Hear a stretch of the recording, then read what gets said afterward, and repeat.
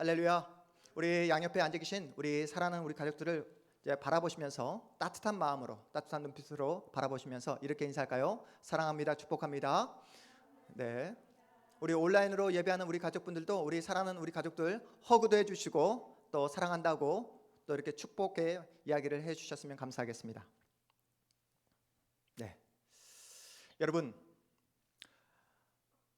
존 비비어라는 기독교 작가를 들어보셨죠? 기억나십니까? 제가 여러분에게 한번 예전에 소개해 드린 적이 있었는데, 유명한 미국의 기독교 작가입니다. 한국교회에 순종이라는 제목의 책을 써서 한국 교인들에게 엄청난 인기를 얻었던 그 작가가 바로 존 비비어입니다.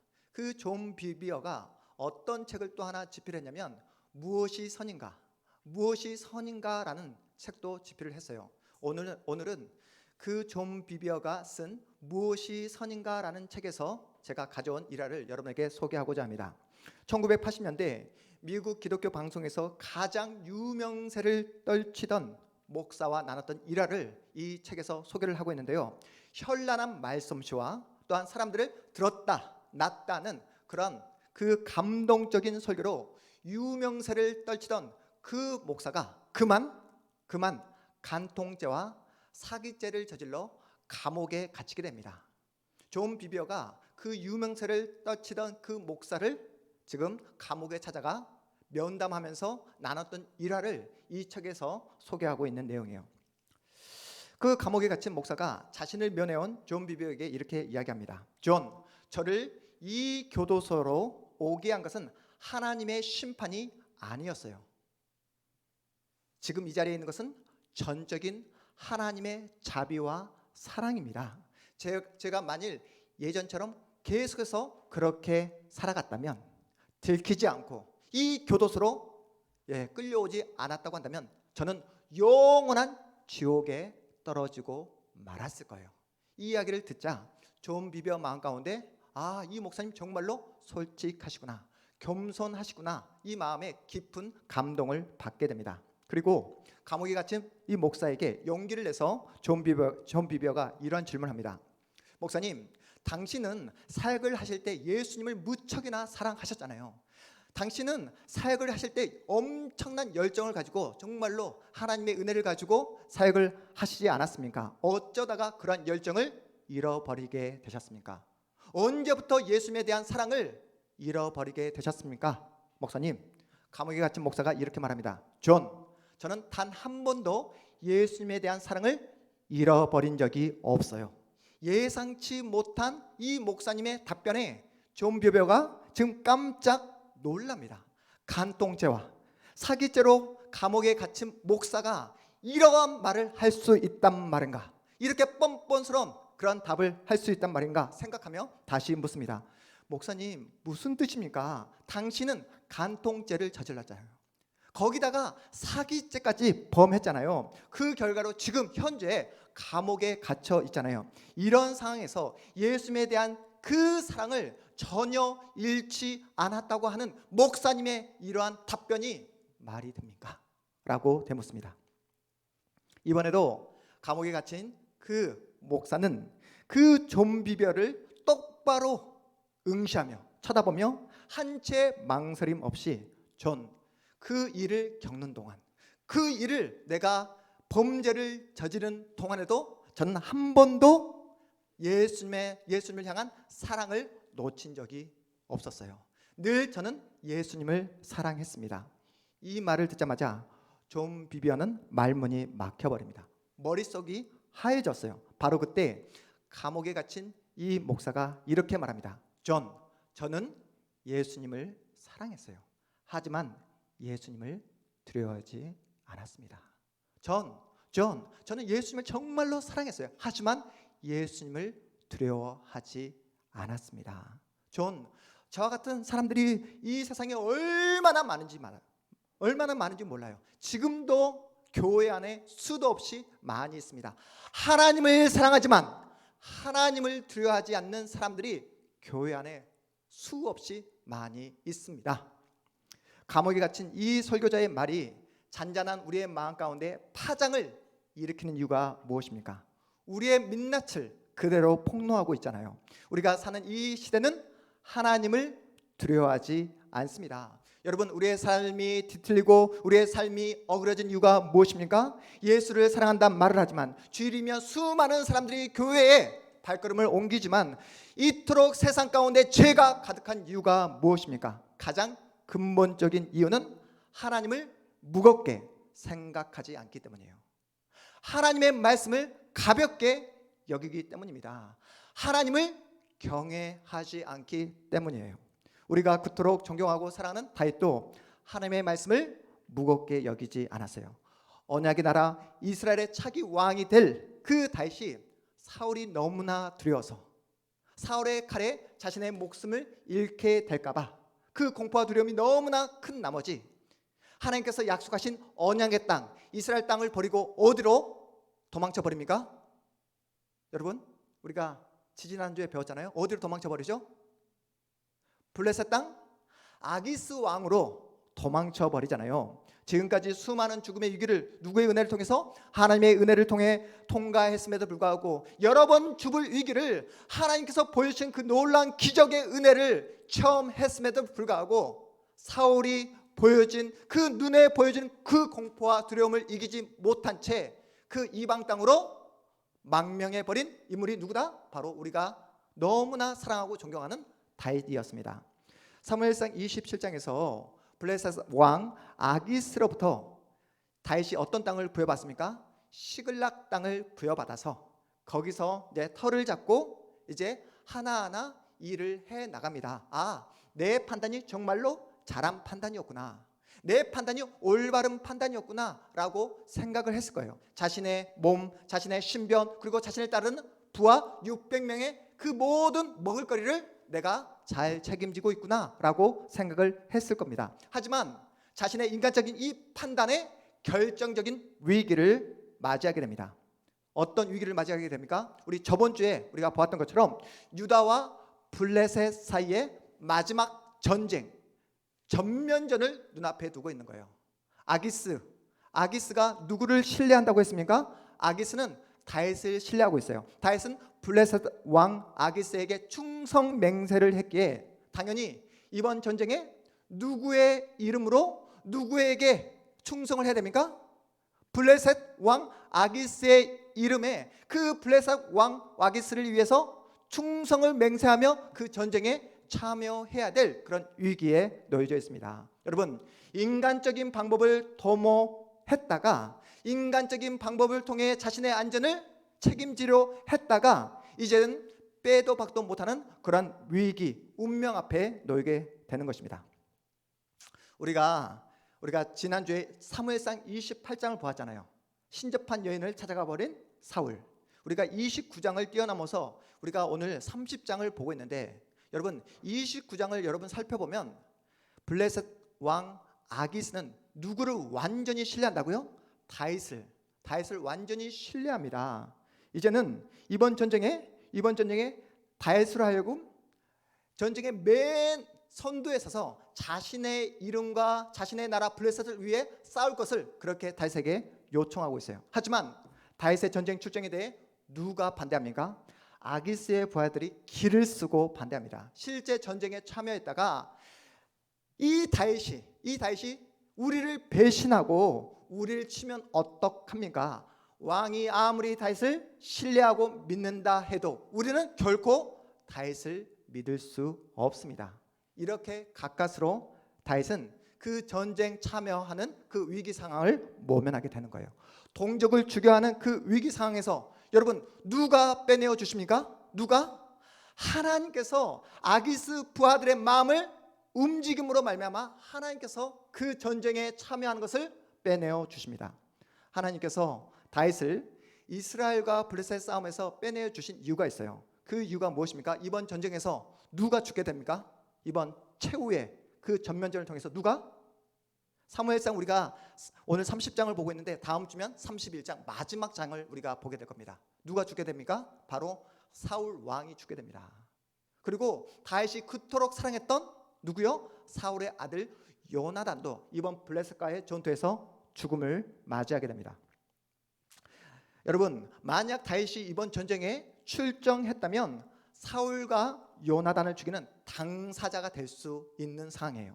이것은 지금까지 다윗이 지키려 했던 다윗의 삶, 다윗의 그 어떤 모든 신앙을 이번 사건을 통해 한꺼번에 뒤집혀 버릴 수 있는 긴박한 상황입니다.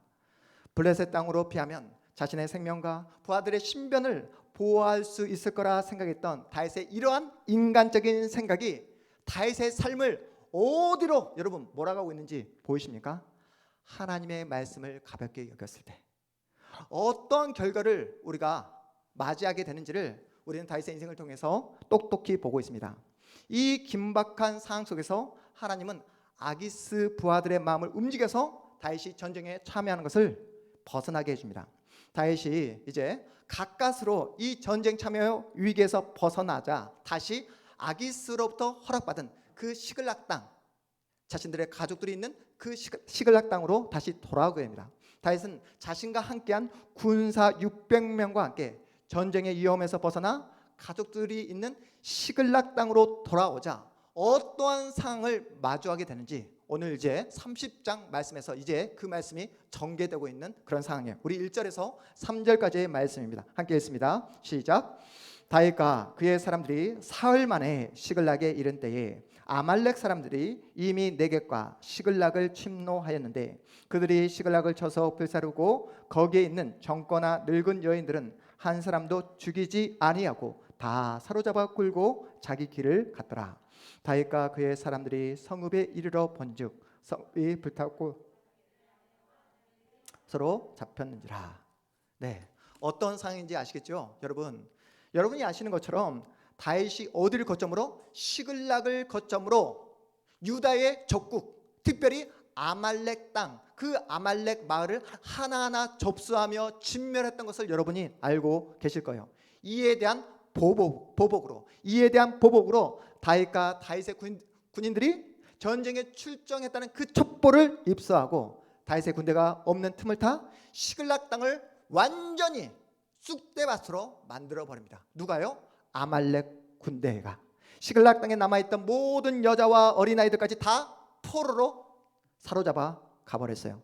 시글락에 도착한 다윗과 부하들이 집이 다 불타버렸습니다. 밭이 다 불타버렸어요. 쑥대밭이 되어버린 그 처참한 광경을 바라보면서 자신들의 처자식까지 포로로 붙잡힌 그 비참한 그 상황을 바라보면서 어떠한 반응을 하는지 우리 4절 말씀 우리 함께 읽어봅니다. 4절입니다. 시작.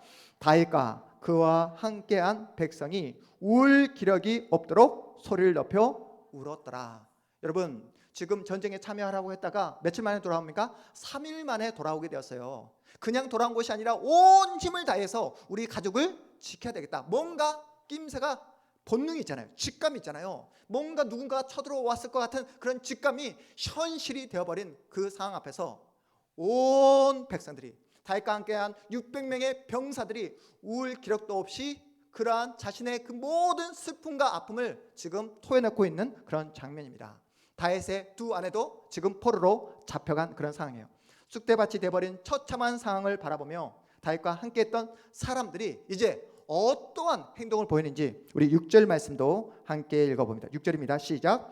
백성들이 자녀들 때문에 마음이 슬퍼서 다윗을 돌로 치자 하니 다윗이 크게 다급하였으나 그의 하나님 여호와를 힘입고 용기를 얻었더라. 여러분, 어떤 장면인지 이해가 되시죠? 다윗과 생사고락을 약속했던 사람들이, 다윗을 위해서라면 죽음도 불사하겠다 했던 사람들이 처자식이 붙잡혀 가버리고 쑥대밭이 돼버린 그런 처참한 현실 앞에서 돌을 들어 다윗을 죽이려고 하는 장면입니다. 여러분, 지난주에 우리가 함께 살펴보았던 것처럼 위기의 상황이 닥쳐오고 내 힘으로 어찌할 수 없는 그런 어려움이 계속되어지면 결국은 어떤 모습이 드러날 수밖에 없다? 자신의 실제 모습, 진짜 본 모습이 드러날 수밖에 없다라고 우리가 확인했잖아요. 다윗과 함께한 600명의 부하들이 어떤 사람들이었습니까? 사울의 폭정 아래서 더 이상 이대로 살 수 없다, 더 이상 이렇게 짐승처럼 살 수 없다 해서 다윗에게 자신의 인생과 운명을 맡긴 사람들이었잖아요. 여러분, 아둘람 굴에 찾아왔던 사람들입니다. 어떤 사람들이었습니까? 환난 당한 자, 빚진 자, 마음이 온통한 자들이 다윗에게 자신의 인생과 미래를 맡기기 위해서 찾아왔던 그런 사람들이었어요.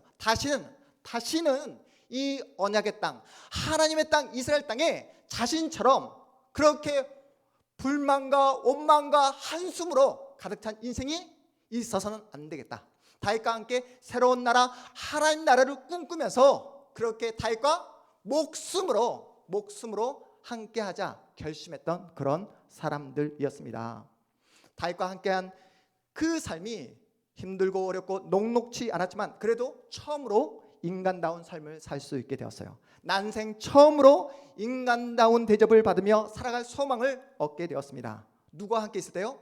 다윗과 함께 있을 때요. 지도자 다윗을 향한 그 사랑, 신뢰는 여러분이 생각하는 것 이상입니다. 여러분이 김여성 목사를 사랑하고 신뢰하잖아요.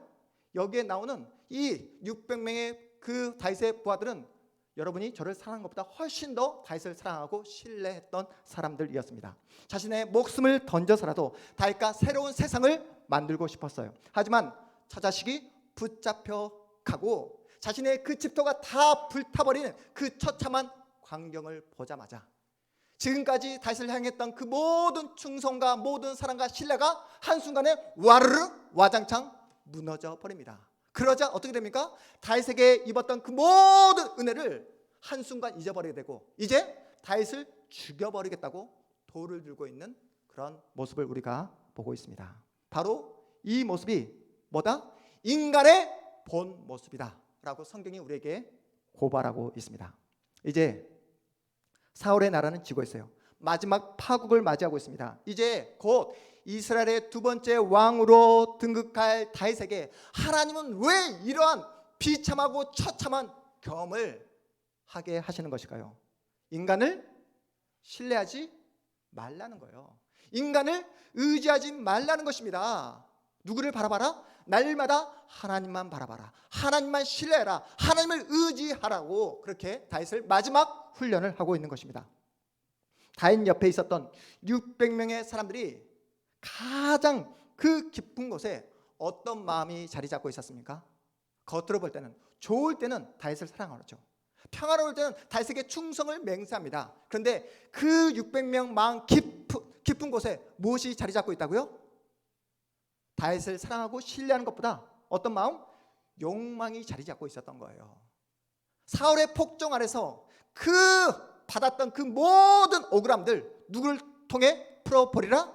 다윗의 나라를 통해 내가 해소해버리라. 다윗의 나라를 통해서 내가 영광을 맞이하리라 라는 그 마음이 600명 부하들 마음 가운데 있었던 거예요. 그런데 그 자신들이 세웠던 계획들이 자신의 마음대로 이루어지지 않자 한순간에 돌변해버립니다. 그래서 다윗을 향해 돌을 들고 있는 그런 장면이에요. 이러한 죽음의 위기 앞에서 다윗이 어떻게 행동합니까? 다윗은 알고 있어요. 동족 이스라엘 백성들을 죽여야 하는 그 전쟁의 자리로 내몰렸던 이유를, 그리고 시글락 땅이 완전히 쑥대밭이 되어버리고 처자식이 붙잡혀간 그 상황, 그 결과를 무엇 때문에 맞이하게 되었는지 다윗은 알고 있습니다. 무엇 때문에요? 하나님의 말씀보다 사울을 두려워하고 하나님보다 세상을 더 두려워했던 자신의 잘못된 인간적인 방법이 만드는 결과물이라는 사실을 다윗은 모든 이번 일련의 사건을 통해서 철저하게 깨닫게 됩니다. 이 부분에서 이제 다윗과 사울의 가장 큰 차이점을 성경이 우리에게 보여주고 있어요. 궁지에 몰리고 이게 상황이 찾아오자 사울은 어떻게 했습니까? 사울은 신적한 여인에게 찾아가 버리잖아요. 그런데 동일한 상황에서 다윗은 누구 앞에 엎드립니까? 누구 앞에? 하나님 앞에 엎드리며 하나님께 은혜를 구하고 있습니다. 여러분 6절 하반절 보세요. 다윗이 크게 다급하였으나 그의 하나님 여호와를 힘입고 무엇을 얻었더라? 용기를 얻었더라. 그의 하나님 여호와를 힘입고 용기를 얻었더라. 여러분 힘들고 어려울 때마다 하나님 앞에 엎드림으로 하나님이 주시는 힘과 용기를 얻는 여러분 모두가 되시기를 주님의 이름으로 축복합니다.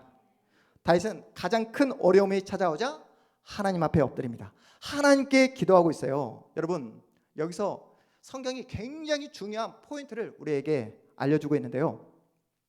하나님을 통해 용기를 얻은 다윗은 또다시 하나님 앞에 엎드려 묻고 있습니다.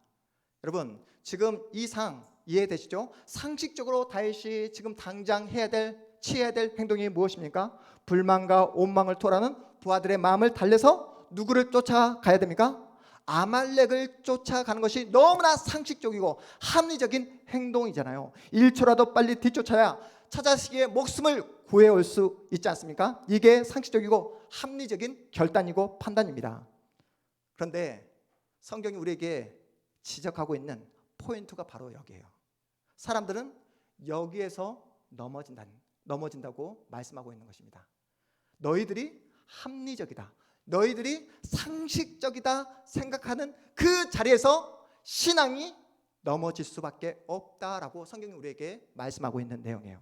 여러분 다윗은 1분 1초가 다급한 그 상황에서 누가 봐도 당장 누구를 아말렉을 쫓아 처자식을 구해 와야 하는 것이 너무나 당연한 그 현실임에도 불구하고 그 상황에서 그 긴박한 상황에서 누구에게 뜻을 묻고 있습니까? 하나님께 엎드려 하나님의 뜻을 묻고 있습니다. 우리 본문 8절 우리 함께 읽습니다. 본문 8절 시작. 다윗이 여호와께 묻자와 이르되 내가 이 군대를 추격하면 따라잡겠나이까 하니 여호와께서 그에게 대답하시되 그를 쫓아가라. 내가 반드시 따라잡고 도로 찾으리라. 아멘. 여기서 우리가 무엇을 배워야 합니까? 아무리 당연한 것이라 할지라도 모두가 상식적이고 모두가 타당하다 하는 그 문제까지도 누구에게 묻고? 하나님께 묻고 하나님께 기도하는 태도가 필요하다는 거예요. 상식이 합리적이라는 그 인간적인 생각이 우리의 신앙의 발목을 잡을 수 있다는 거예요. 여러분 상식보다 합리적인 판단보다 무엇이 더 중요하다? 하나님의 말씀이 더 중요한 줄 믿으시기 바랍니다. 여러분 하나님의 말씀을 더욱더 무겁게 여기셔야 된다는 거예요. 다윗은 원망하고 불평하는 부하들의 마음을 달래서 아말렉을 뒤쫓아가는데 또다시 어려움을 맞이하게 됩니다. 어떤 어려움이냐면 우리 본문 9절 10절 우리 함께 읽어봅니다. 9절 10절 시작.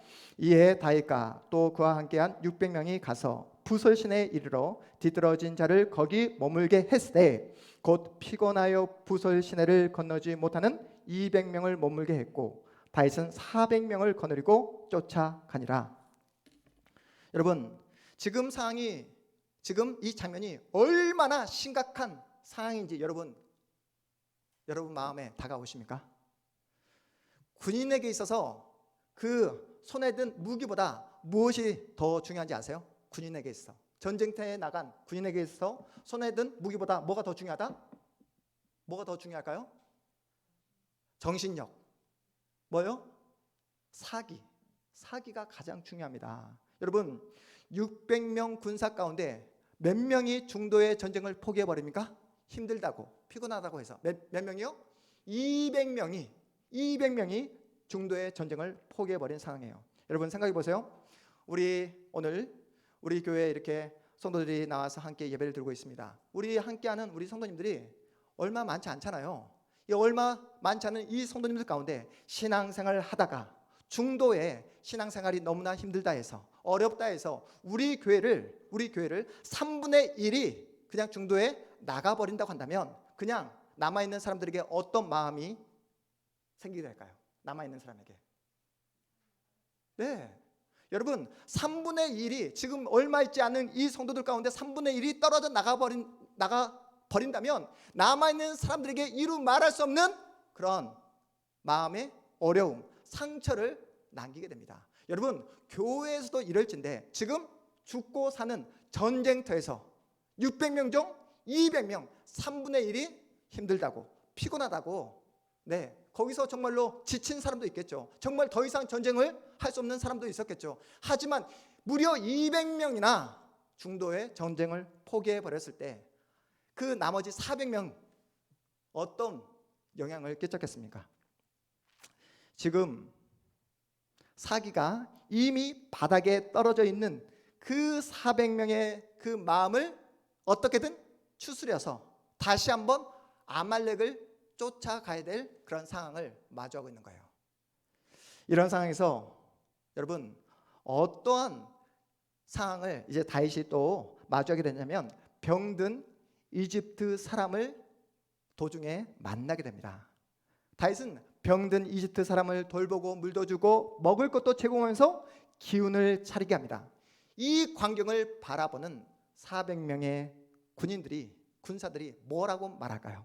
지금 우리가 누구를 돌볼 처지냐고, 우리 코가 석자라고, 1분 1초라도 아껴서 지금 아말렉을 쫓아가도 우리가 이 전쟁에서 승리할지 아니면 패배할지 모르는 이 상황에서 지금 그 일면식도 없는, 아무도 알지 못하는 그 이집트 출신의 그 한 소년을 우리가 돌볼 그런 마음의 여유가 있냐고 하면서 이렇게 시간을 허비해서는 안 된다고 불평했을 거예요. 그런데 다윗은 그런 부하들의 그 모든 불평과 원망에도 아랑곳하지 않고 그 한 사람에게 집중합니다. 그 한 사람에게 아무런 조건 없이, 대가 없이 치료해주고 환대해주고 있어요. 왜요? 한 사람에게 집중하고 그 한 사람을 대접하는 것이 어떤 나라의 통치 원리다?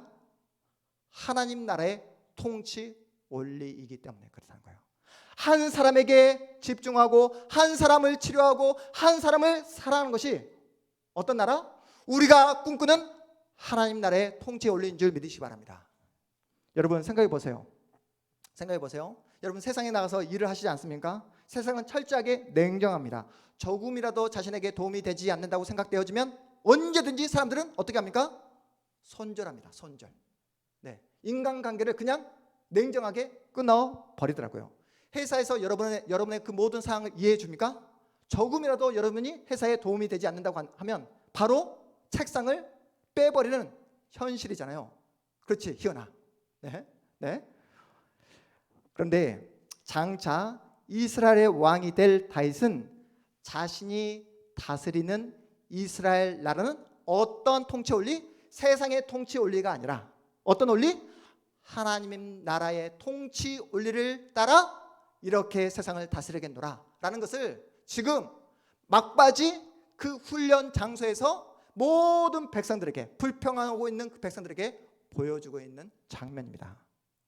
그래서 아무런 조건 없이, 대가 없이 일면식도 없는 그 이집트 그 소년을 치료하고 또한 기운을 차리게 하자 놀라운, 생각지도 못한, 예기치 못한 소식을, 정보를 얻게 됩니다. 우리 본문 13절에서 16절까지 말씀 함께 읽어봅니다. 13절에서 16절까지 말씀 시작.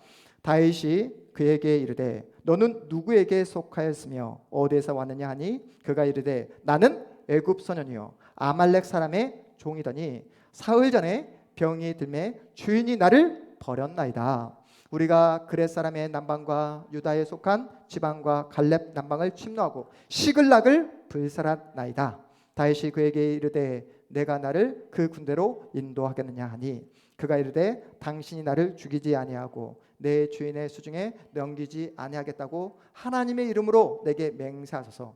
그리하면 내가 당신을 그 군대로 인도하리이다 하니라. 그가 다윗을 인도하여 내려가니 그들이 온 땅에 편만하여 블레셋 사람들의 땅과 유다 땅에서 있으므로 말미암아 먹고 마시며 춤추는지라. 여러분, 이집트 출신의 그 아말렉 병사, 이 병사를 만나게 된 것이 여러분 그저 우연의 일치라고 생각되어지십니까? 하나님을 믿는 우리에게 우연이 있다 없다? 우연이란 없는 것입니다. 다 모든 그 상황 속에 누가 개입하시고 누가 역사하신다? 하나님께서 개입하시고 역사하신 거예요. 여러분, 하나님께서 다윗으로 하여금 그 아말렉 그 은신처를 알려주기 위해서 사흘 전에, 3일 전에 그 병사를 버림받게 한 것입니다. 여러분, 광야에 얼마나 수많은 길이 있겠습니까? 내가 이 길을 가야지 아말렉 그 군대를 만날 수 있겠구나. 다시 알았을까요? 몰랐습니다. 내가 이 길을 가야지 길에서 병들어 놓인 그 병사를 만날 수 있겠다. 알았을까요? 몰랐습니다. 하나님께서 그 길을 가게 하시고 하나님께서 길에서 쓰러져 있는 그 병사를 만나게 하신 거예요. 여러분, 하나님은 다윗으로 하여금 무엇을 훈련시키고 있습니까? 장차 이스라엘 왕이 되었을 때 누구도 관심 갖지 않는 그 한 사람, 누구도 주목하지 않는 그 한 사람에게 하나님이 보여주신 어떤 사랑? 헤세드. 하나님의 인애와 하나님의 자비를 베풀었을 때 하나님은 놀라운 은혜와 역사를 너에게 베풀어 주실 것이다 라는 그 사실을 지금 마지막으로 훈련시키고 있는 장면입니다. 여러분, 아무도 길거리에 그렇게 쓰러져 있는, 길거리에 버려져 있는 그 소년으로부터 이러한 고급 정보를 얻게 될 거라 기대했던 사람이 아무도 없었습니다. 다윗은 소년이 건네진 그 정확한 정보를 통해 아말렉 군사들을 기습 공격합니다. 술에 취해 아무런 방어도 하지 못한 그 모두를 압도적으로 일방적으로 압도해버리고 빼앗겼던 모든 재산을 되찾고 빼앗겼던 모든 처자식을 다시 회수하게 됩니다. 다윗의 군대에 일방적인 승리로 모든 것이 해피엔딩으로 끝나는 것처럼 보였지만 다윗은 또다시 어려운 문제 앞에 봉착하게 되는 거예요. 어떤 문제냐면 우리 본문 21절 22절 말씀입니다. 본문 21절 22절입니다. 시작. 다윗이 전에 피곤하여 능히 자기를 따르지 못함으로 부설 시내에 머물게 한 200명에게 오매 그들이 다윗과 그와 함께한 백성을 영접하러 나오는지라. 다윗이 그 백성에게 이르러 문안하매 다윗과 함께 갔던 자들 가운데 악한 자와 불량배들이 다 이르되 그들이 우리와 함께 가지 아니하였은즉 우리가 도로 찾은 물건은 무엇이든지 그들에게 주지 말고 각자의 처자만 데리고 떠나가게 하라 하는지라. 여러분, 어떤 장면인지 이해가 되시죠? 전쟁 중간에 중도에 포기해버린 이 200명에게 전쟁에서 승리했던 이 전리품을 어떻게 분배할 것인가 라는 이 문제를 가지고 이 공동체 안에 갈등과 서로 다툼과 미움이 지금 있는 그런 장면입니다.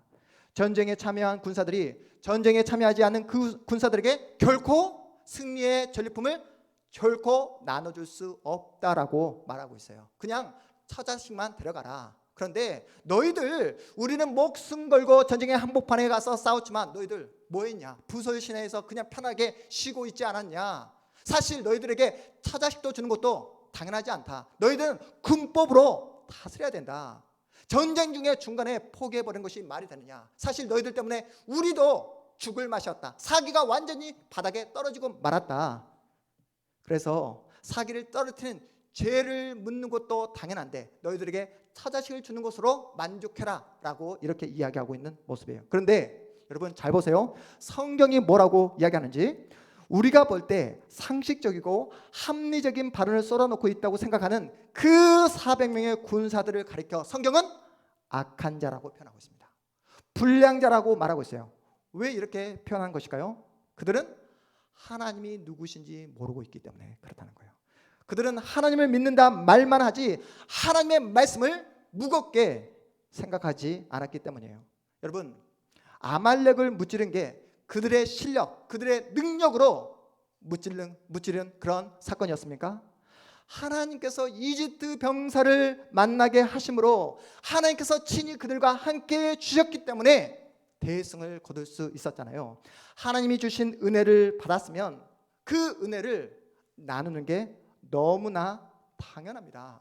아까 우리 김혜경 집사님께서 대표 기도해 주신 것처럼 우리가 가진 이 생명, 우리가 가진 이 시간, 우리가 가진 이 돈 내 것입니까? 아니에요. 하나님께서 주신 것입니다. 하나님께서 주신 것이기 때문에 당연히 그것을 나누고 섬기고 그것을 가지고 섬기는 자리로 나가는 것이 너무나 마땅하다라고 성경 우리에게 말씀하고 있는 거예요. 하나님께서 당신의 나라를 어떻게 통치하고 있는가를 전혀 모르고 있기 때문에 하나님은 그들을 가리켜 불량자다, 악한 자라고 이렇게 성경이 지적하고 있는 모습입니다. 다윗은 하나님의 말씀을 가볍게 여겼을 때 어떠한 상황을 온몸으로 경험했는지 자신의 일련의 그 모든 상황을 통해서 다 배우게 되었습니다. 일련의 모든 상황을 통해서 경험하면서 이제 다윗은 하나님의 말씀에 따라 판단하고 결정합니다. 그래서 악한 자, 불량한 자들이 인간적인 생각을 볼 때 너무나 합리적이고 타당한 그러한 불만을 토로하고 있지만 그들의 불만과 토론 그 원망 앞에서 정면으로 반박하는 내용을 우리 본문 23절에서 25절까지 말씀을 마지막으로 함께 읽어보겠습니다. 23절에서 25절까지 말씀입니다. 시작. 다윗이 이르되 나의 형제들아 여호와께서 우리를 보호하시고 우리를 치러 온 그 군대를 우리 손에 넘기셨은즉 그가 우리에게 주신 것을 너희가 이같이 못하리라. 이 일에 누가 너에게 듣겠느냐? 전쟁에 내려갔던 자의 분깃이나 소유물 곁에 머물렀던 자의 분깃이 동일할지니 같이 분배할 것이니라 하고 그날부터 다윗이 이것으로 이스라엘의 율례와 규례를 삼았더니 오늘까지 이르니라. 아멘. 여러분, 하나님의 나라, 하나님의 통치 원리가 무엇인지 여러분 아시겠습니까? 우리의 생각은 열심히 일한 사람, 더 많이 헌신한 사람, 더 많이 교회에 충성한 사람이 하나님으로부터 더 많은 은혜와 더 많은 상급을 받아야 된다라고 생각하지만 하나님은 그렇게 판단하시지 않는다는 거예요. 여러분, 하나님께서 여러분에게 은혜를 주셨습니까? 여러분이 잘나서, 여러분의 실력이 뛰어나서 여러분의 그 능력이 특출해서 받은 것이 아니라 하나님께서 여러분에게 허락하신 은혜인 줄 믿으시기 바랍니다. 여러분이 은혜를 받았으면 그 은혜를 가지고 나보다 힘들고 하나님의 사랑이 필요한 그 사람에게 흘려보내는 것이 마땅한 하나님 나라의 통치 원리라는 거예요. 저는 우리 동탄 한마음교회가 그런 모든 인간적인 판단과 모든 합리적이고 상식적인 판단이 다 하나님 앞에 내려놓고 하나님의 나라와 하나님의 통치 원리에 따라 그렇게 움직여주고 그렇게 사랑하고 섬기는 그러한 귀하고 복된 공동체가 되기를 주님의 이름으로 축복합니다. 여러분, 그렇다고 한다면 이제 마지막으로 오늘 본문에 등장하는 사람들 가운데 여러분은 어느 부류에 속해 있다고 생각하십니까? 여러분은 다윗입니까? 아니면 전쟁 중에 부솔 시내에서 그냥 중도의 전쟁을 포기해버린 200명에 속해 계십니까? 아니면 전쟁에서 승리했다고 자기 의를 드러내며 그렇게 200명을 정죄하고 미워하는 자리로 나아가는 400명에 속해 계십니까? 아니면 건강을 잃어버린 채 세상으로부터 버림받은 채 길거리에 놓여 있는 그런 이집트 출신의 아말렉 병사이십니까? 저는 사랑하는 우리 동탄 한마음교회 성도님들이 결정적인 순간에 하나님 앞에 엎드려 하나님께 은혜를 구하며 나가는 복된 하나님의 사람이 되기를 주님으로 축복합니다. 아무리 합리적이고 상식적인 상황이라 할지라도 먼저 하나님께 묻고 하나님께 기도하는 기도의 사람이 되시기를 주님의 이름으로 축복합니다. 그래서 그 누구도 주목하지 않고 관심 갖지 않는 그 이집트 출신의 아말렉 병사에게 아무런 대가 없이 아무런 조건 없이 하나님의 은혜를 흘려보낼 수 있는 그런 은혜의 사람이 되시기를 주님의 이름으로 축복합니다. 전쟁에 참여하지 않았다 해서 형제를 정죄하고 형제를 미워하고 형제에게 손가락질하는 그런 400명이 아니라 여러분, 하나님이 주신 그 은혜를 마음껏 최선을 다해서 나누고 섬기며 나가는 복된 하나님의 사람이 되기를 주님의 이름으로 축복합니다. 그래서 이 세상 그 무엇보다도 누구를? 하나님을 사랑하고 하나님의 말씀을 무겁게 여기심으로 그 말씀의 원리에 따라 하나님의 통치의 원리에 따라 살아가시고 섬기시고 그리고 그렇게 사랑하며 나아가시는 복된 여러분의 인생, 여러분의 미래 되시기를 주님의 이름으로 축복합니다. 우리 모두 자리에서 일어나겠습니다.